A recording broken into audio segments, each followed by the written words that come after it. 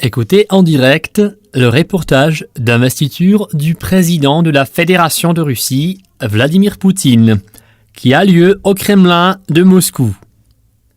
C'est la 6e cérémonie de prise de fonction du président de Russie sur la scène politique russe contemporaine.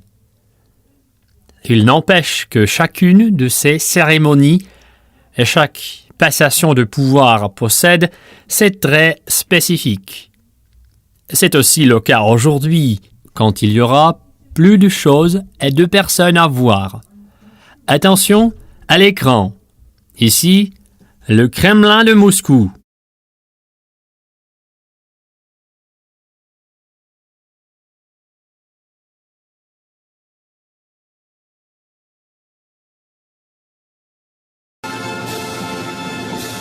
Les soldats du régiment du président défilent au son de la marche de la garde.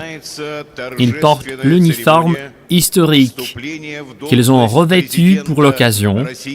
Sa coupe et les couvre-chefs font penser au temps de la guerre patriotique de 1812, dont nous allons prochainement célébrer le bicentenaire, et ont également des éléments des uniformes des régiments de la garde du début du XXe siècle.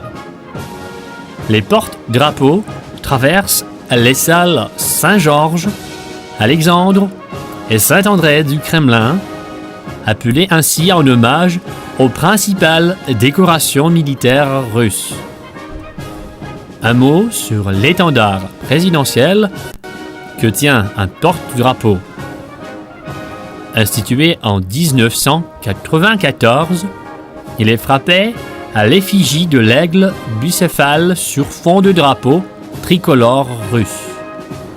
Son original se trouve en permanence dans le bureau du chef de l'État et sa ample s'orne d'une plaque d'argent portant ses noms, prénoms et patronymes. Le nom de Vladimir Poutine y réapparaîtra aujourd'hui. Le même étendard flottera traditionnellement au-dessus de la résidence kremlinoise du chef de l'État, sur le dôme du Sénat, que l'on voit depuis la place Rouge. Cela se produira quand celui-ci aura prêté serment. Et c'est ce que nous verrons aujourd'hui. Les dirigeants des deux chambres du Parlement russe, de leurs comités, commissions et fractions, magistrats de la Cour constitutionnelle, de la Haute Cour d'arbitrage, vice-premier ministre, ministre et responsables du secrétariat du gouvernement se sont réunis dans la salle Saint-André, où sont également présents le procureur général, les responsables de l'administration présidentielle, du Conseil de sécurité et d'autres invités de marque. Plus de 3000 personnes assistent à la cérémonie dans les 3 salles du Grand Palais du Kremlin.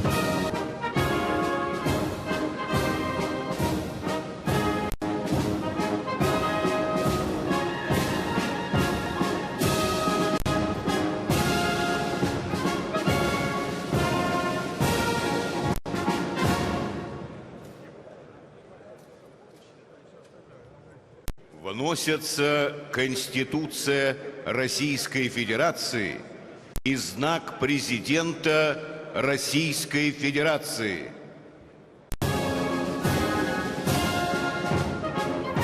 On apporte le texte de la Constitution de la Fédération de Russie et l'insigne du chef de l'État. Les soldats du régiment présidentiel portent un exemplaire spécial de Constitution qui est conservé dans la bibliothèque présidentielle. Il a une reliure spéciale et n'est sorti que lorsque le nouveau président prend ses fonctions et prête serment.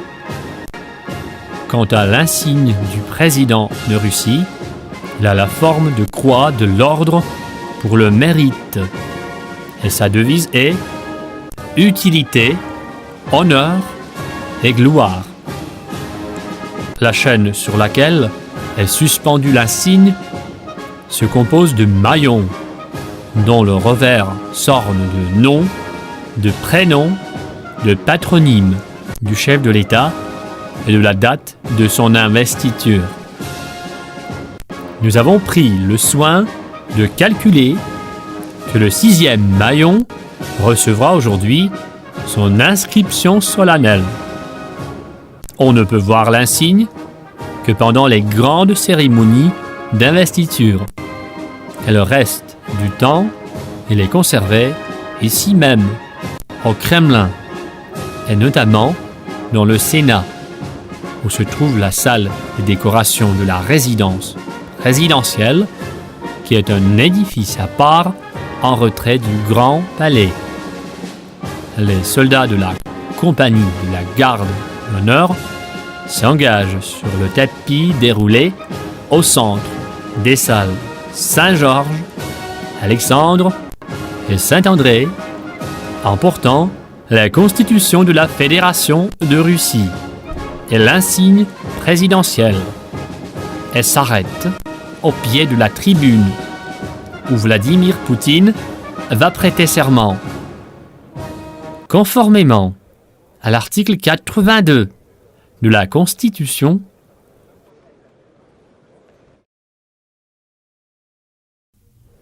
nous quittons provisoirement le Grand Palais, mais restons dans l'enceinte du Kremlin pour assister au volet particulier de la cérémonie d'aujourd'hui, à la fois publique et très personnelle.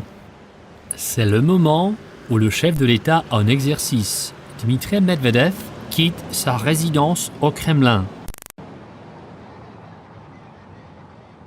Le voilà qui a quitté l'édifice pour traverser en voiture la place Ivanovskaya et écouter déjà place des cathédrales le rapport du commandant du régiment présidentiel.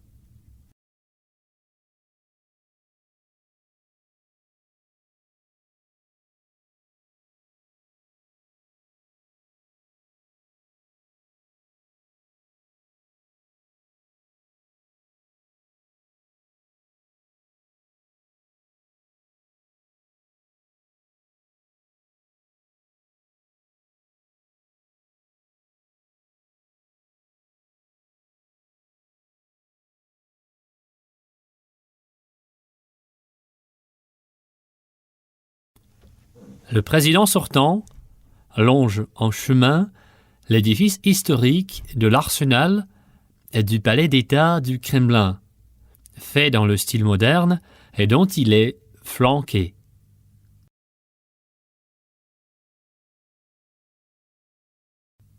Le long de l'arsenal s'alignent des canons pris en trophée pendant la guerre patriotique de 1812.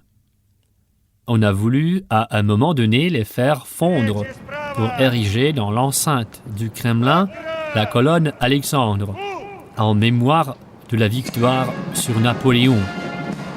Nous savons tous que cette colonne fut finalement érigée sur la place du palais à Saint-Pétersbourg, et les canons sont restés au Kremlin.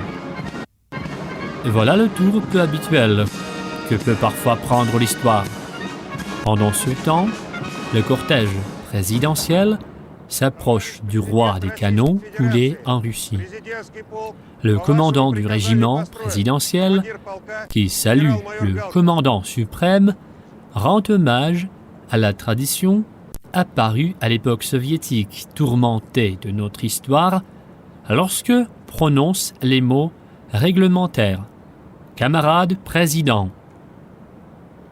Restons un moment ici pour regarder